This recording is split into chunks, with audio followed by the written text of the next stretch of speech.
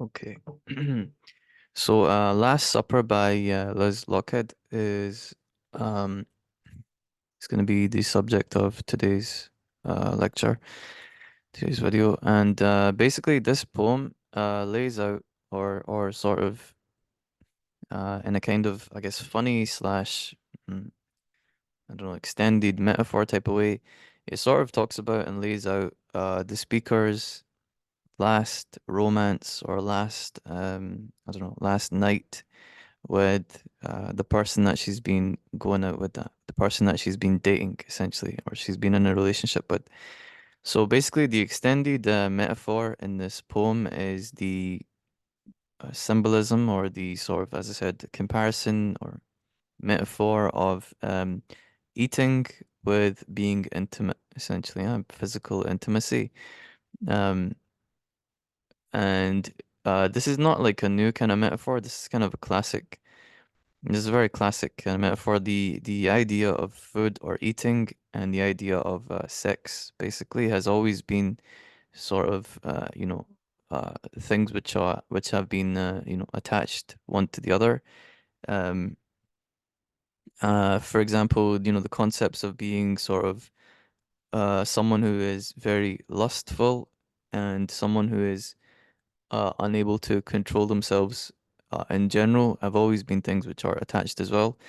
The classic sins of lust and greed are also sort of, attached, classically speaking.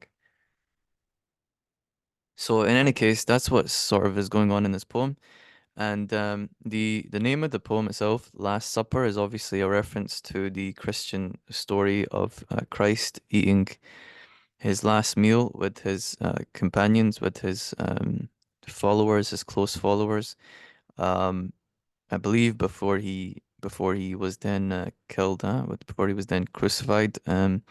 Essentially before the ending. So it's like the last moment, the last night she's gonna spend with this other person, with her boyfriend or whatever, the person that she's been dating. Before they separate, they go their own ways, and she's gonna dump him essentially. Okay, so she goes on to say she's getting good and ready to renounce his sweet flesh. Okay, so again, this tells us from the beginning that it's like a sexual kind of situation. It's a situation where she's been dating someone intimately, romantically, and she obviously is very attracted to him. Sweet flesh, obviously, that's the thing there. Um, for lack of a better word, she wants to eat him, metaphorically speaking, and in terms of her attraction for him. Okay, not just for Lent. So Lent is the time when Christians give something up for a period of time, and it's as far as I understand, it has to be something that they really like. And as far as I understand, the more they like the thing, the sort of more sacrifice there is in giving it up. So what she's saying is she really, really, really likes him. She's very, very attracted to him. But she knows that she has to give him up, or she really wants to give him up, basically. Okay, not just for Lent, but forever. So essentially what I just said, she wants to give him up, she's gonna give him up. But meanwhile, she's assembling the ingredients for the last treat, the proper feast. After all, they did always eat together rather more than rather well. So basically, what she's saying is she's in the story of the poem, she's preparing a meal for both of them. He's coming over, she's cooking for him. It shows you that she she really likes him. Obviously, girls don't cook for you if they don't like you. So she really likes him. And obviously, she's inviting him to her home, so she trusts him. And he's obviously been there before because, again, she's inviting him to her home. Um, and then she's saying, as after all, they always ate together rather more than rather well. So basically, this is a relationship which you could say has been toxic or up and down, in that uh, they've been together a lot.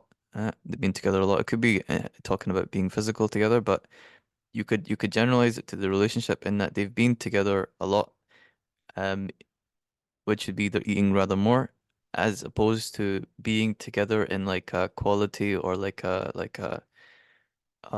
good for you type of way, eating together rather well.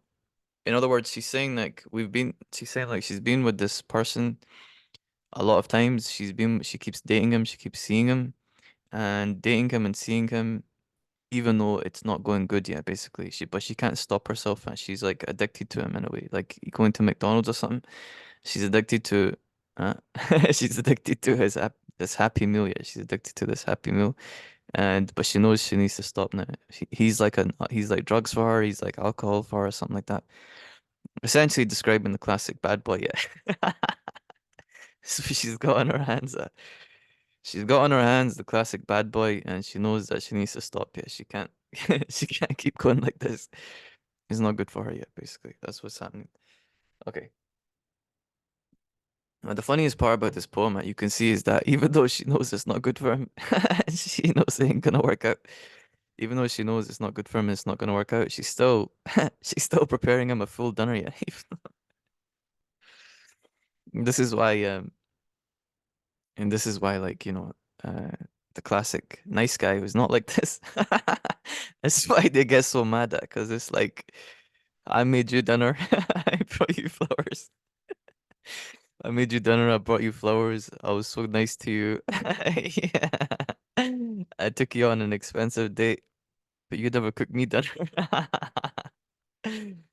So anyway, it's just a classic story. Yeah, it's a classic story. She's extremely attracted to this guy, even though she knows that he's not good for her. And so she wants to make this last night together special, basically, that before she says goodbye to him.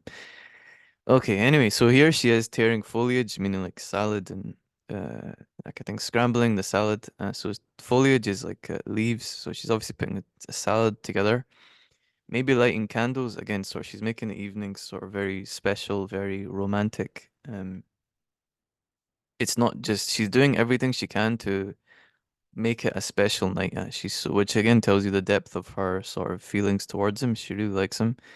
Anyway, stepping back to admire the effect of the tables she's made. So this would be the dinner and everything that she's put together, the candles and all that. I know, yes, now we'll have to lie on. So this is a reference to the idea of, you will have to you make your bed and now you'll have to sleep in it. You have to lie in it. It's obviously an allusion to the fact that they're going to be physical later on, they're going to be intimate later on. And um maybe this will include using the table as the object of that. But also there's the idea in this, there's the idea in this that she's recognizing that she is the one who is sort of still, she's the one who's basically had this guy in her life, and she's the one who has been setting the table for him. In other words, she's the one who has been sort of continuously like inviting him to keep being in her life, even though she knows like she has to like stop being with him. She's the one who has been making the table and then having him sit at it. Does that make sense? Um, so essentially what she's doing is she's like recognizing, okay, it's me that's the cause of this situation. Like, and that's why she's saying, okay, I need to stop. Basically, I need to give him up. I need to give him up. Okay, she's made the silverware. She's made, and then it's a continuous sentence. I found in Lochhead's poetry, she does this a lot. Yeah, these sort of run on sentences where the second sentence will have its beginning at the end of the last one. Even though the last one is complete by itself, the next sentence will use that sentence, which seems to be complete, the one before. It'll use that as a beginning. I don't really have a comment on that. It's just something interesting to think about. And it's her style, I guess, of poetry. Yeah. Okay, the silverware, the nicely al dente vegetables. Al dente is when you bite them, there's like a sort of bite to it. Um, it's sort of, again, sort of what would you call it? What's that word? It's imagery which is related to feeling or like tasting, sensual. That's the word. Sensual. Sensual. Sensual, meaning for the senses. Which again obviously relates to being like physical, being intimate with someone. The sense of touch and taste, etc. And she's referencing that, yeah, basically. So again, combining the food and metaphor and so on with the mm, being physical metaphor, intimate metaphor. Okay, the cooked goose, huh? So vegetables, goose. So she's making them a really fancy meal, yeah, which again connects to what I was saying before. And it's just the funniest thing cracks me up here is like just the thing that guys get mad about. Yeah, it's the funniest part, which is that she's doing all of this for this guy that she knows she needs to get rid of. And there's like five other guys. There's like five other guys, so she who would probably do this for her, but she don't like them yet. So they don't get nothing. They don't get nothing yet.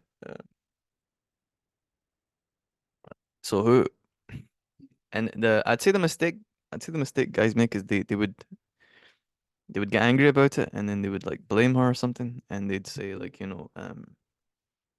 she's wrong for that. But the reality is it's just that like, maybe the five other guys just aren't the five other guys just aren't very attractive to her. That's the key yet. So you shouldn't really ask, rather than asking, this is a good lesson for my students yet. Okay, rather than asking, you know, it's so unfair, and being angry about the fact that there's these other that you're one of the guys that she is not cooking for, or she's not being nice to, she's not giving attention to, um, and being angry about that. Rather than doing that, why don't you ask yourself, why is it she's being nice and so on to the other guy? Why is it that she's not being nice to you? I'm saying that what is it that what choices are you making? What is it about yourself where you're not getting this treatment? Understand? Without jumping to the, excuses of like money or things like that. Because oftentimes the reality is, I know this is not about dating and stuff, but that is about dating. Okay, I don't care yet. If you're watching this, let me give you some advice yet. Okay, so the reality is oftentimes the the reasons why a woman isn't treating you nicely or the reasons why she isn't giving you the attention that you want.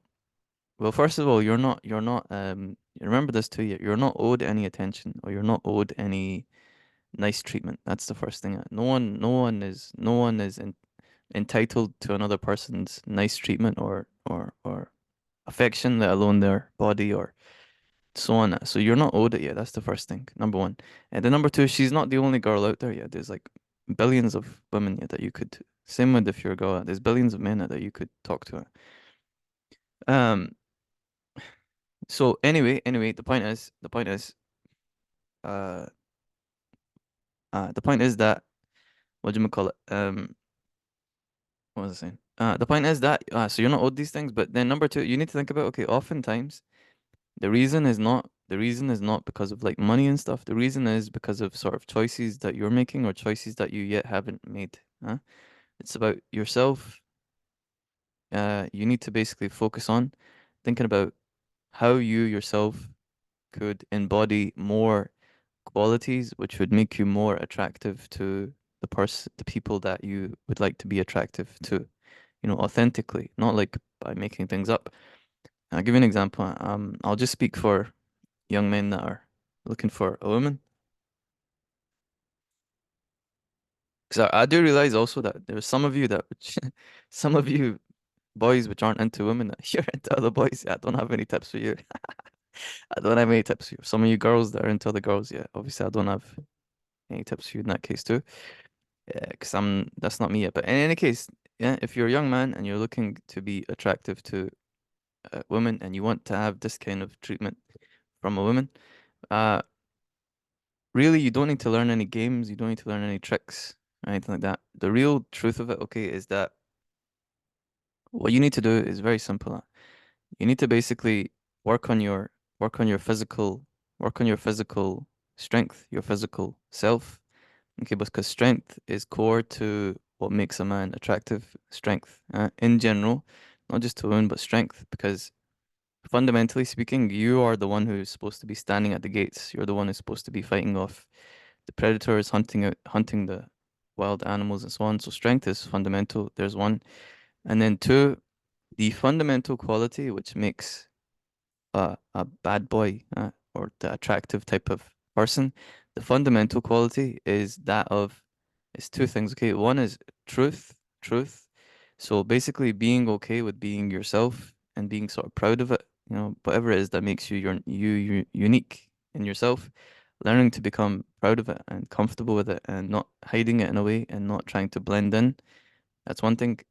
And then two is courage. Two is courage, huh? So I'm gonna tell you from the ethical or virtue-based angles, courage. Why courage?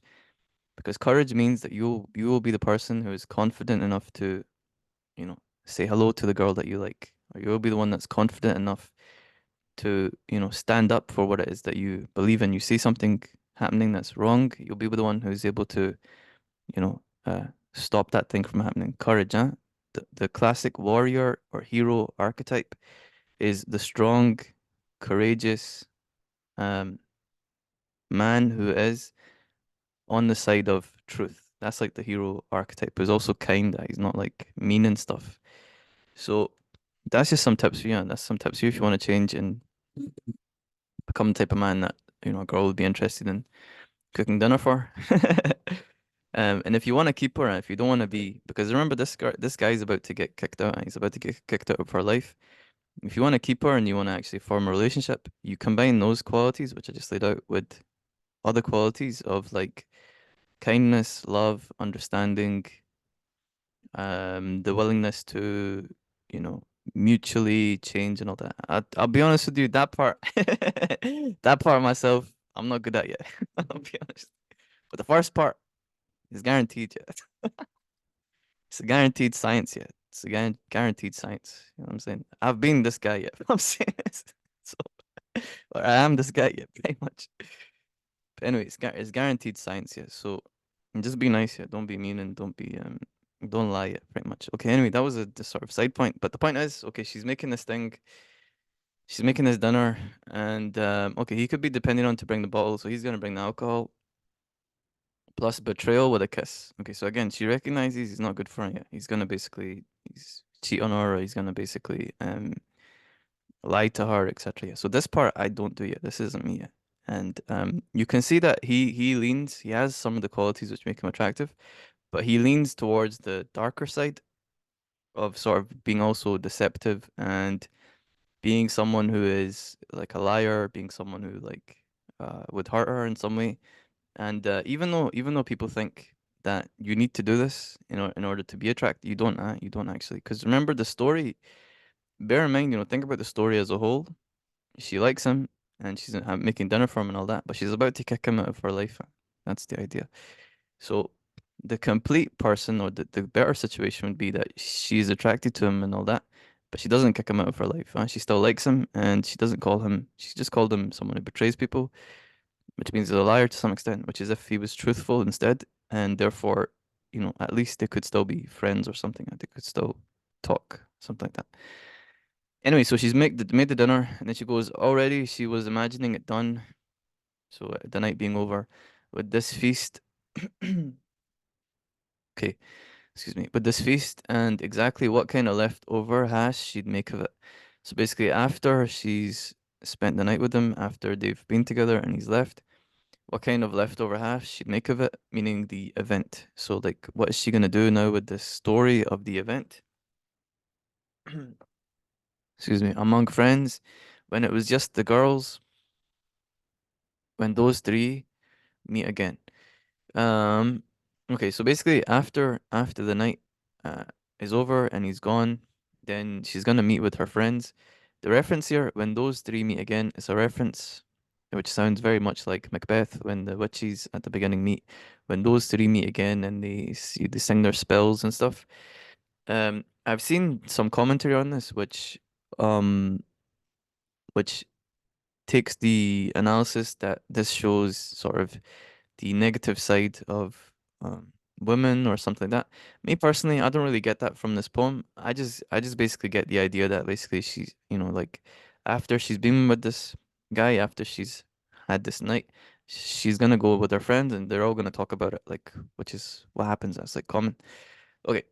Anyway, what very good soup she could render from the bones, then something substantial, something extra tasty, if not elegant. So basically, she's gonna try and think about the story, and the bones is obviously what's left after something dies. So she's gonna try and take the what's left after the relationship is over in terms of the story. That's what's left. The story, her experience with him, her feelings and all that. And she's gonna put them all together into a soup, meaning into like a story that she can tell. And then something substantial, something extra tasty, something that she's gonna feel excited and have fun telling her friends like that. Like what women do, they tell these stories. It's fun. It's fun to talk about, these or the romances and all that. Yeah, like that. So she's gonna have a lot of fun, basically telling her story, gossiping with her friends. Yeah, basically that's another way to think about it.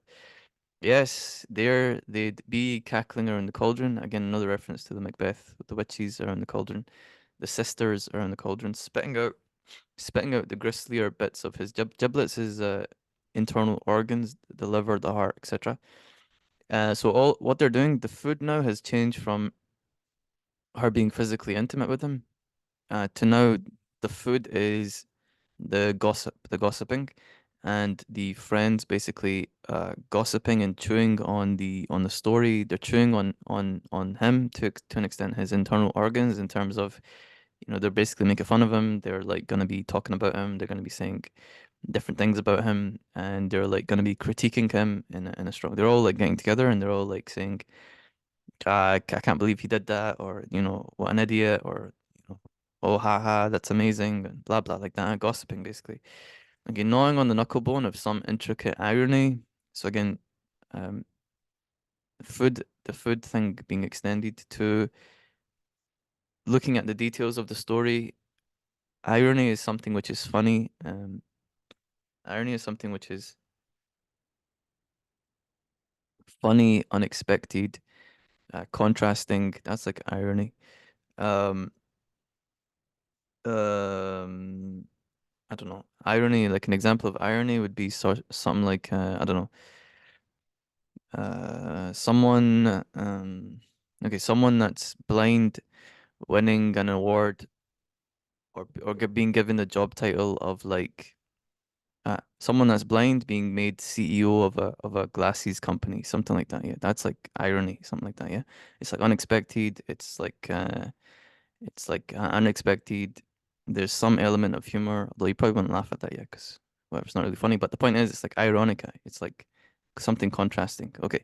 Anyway, intricate irony getting grave and dainty at the petit goût. It means like small bites, mouthfuls of reported speech. Uh, getting grave meaning getting serious. Dainty, dainty, like gentle, subtle, I guess. They're very entertained. They're very interested. They're very asking a lot of questions about what happened and all that. Yeah, basically, they're all talking with each other. That's rich. They'd splutter. So you can imagine they're all sitting around the table, maybe the same table that the woman and uh, that guy were at the night before. And now they're all like talking, and she's telling them, he did this, and then he did that. This happened. Now they're all like, they're reacting to the event, her story. Munching the lies, fat and sizzling as sausages. So maybe some of the things that she's telling them isn't true. Or maybe she's repeating to them the lies the man has said to her. Then they'd sink back, gorged on truth and their own savage integrity. Basically, she's told the whole story, and now they're all filled up with the story and they're like satisfied. They've had a good gossip, basically, and their own savage integrity because they've ripped him apart, huh?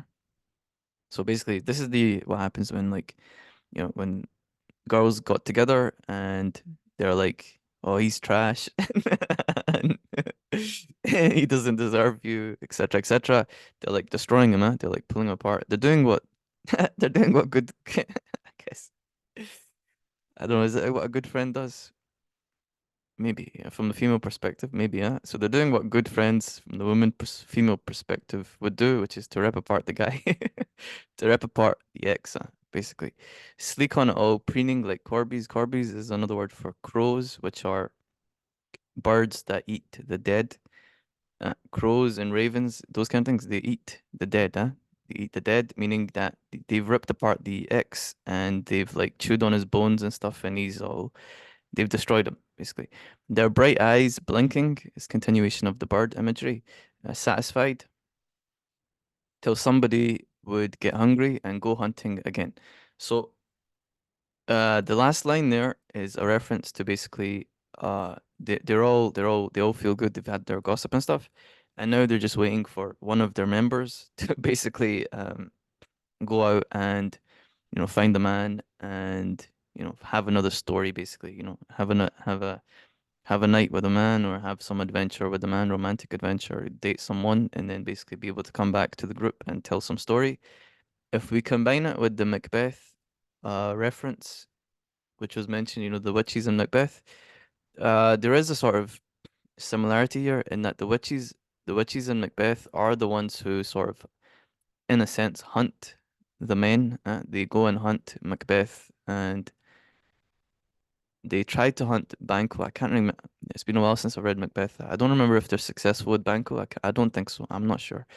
In any case, they are the ones who go and hunt Macbeth, and they are the ones who pull him into the darkness. Basically, they offer him the dark choice of killing the king.